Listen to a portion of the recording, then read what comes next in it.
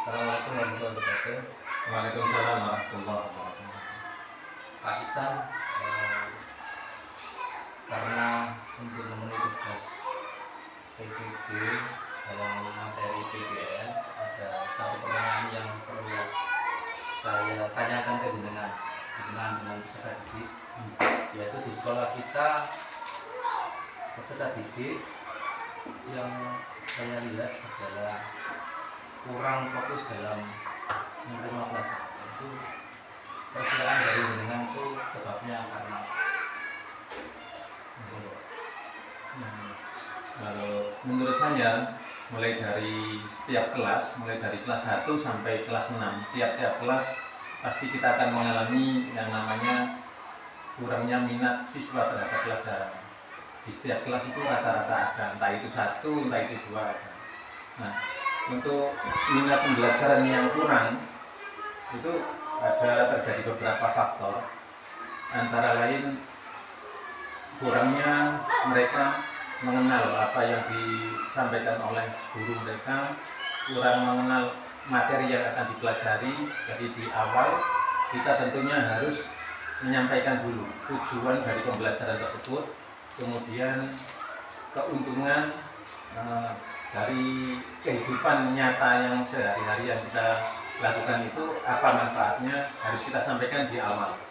Jadi untuk meningkatkan minat siswa terhadap belajar mereka di kelas, biasanya saya menggunakan beberapa metode pembelajaran.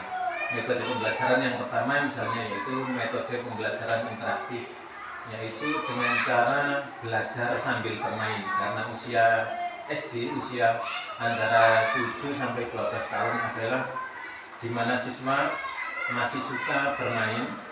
Jadi pembelajaran itu kita gabungkan dengan materi dan permainan yang edukatif. Yang kedua, bisa menggunakan konseptual learning, atau biasanya materi itu digabungkan dengan kondisi siswa sebenarnya.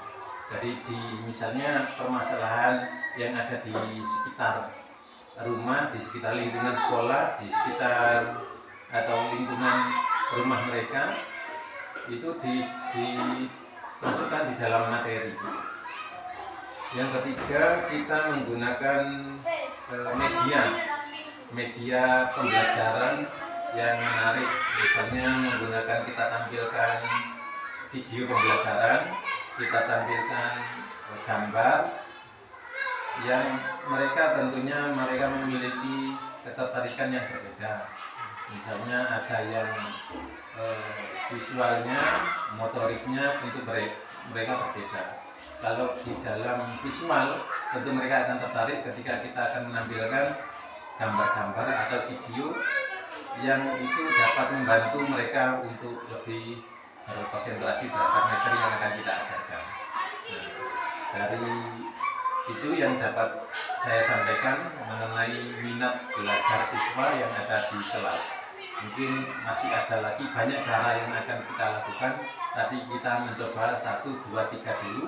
Nanti kalau sudah berhasil, maka itu yang akan kita gunakan untuk media pembelajaran. Jadi intinya bagaimana cara anak itu menarik dengan pelajaran yang sedang diberikan, sehingga anak itu bisa fokus. Intinya kan di minat dan ketertarikan. Ya. Jadi minat setiap siswa tentu berbeda. Ketika kita sudah dapat mengambil apa yang mereka inginkan, kita dapat memenuhi kebutuhan belajar mereka, tentu mereka akan dapat mengikuti apa yang kita sampaikan. Terima kasih Pak. Waalaikumsalam.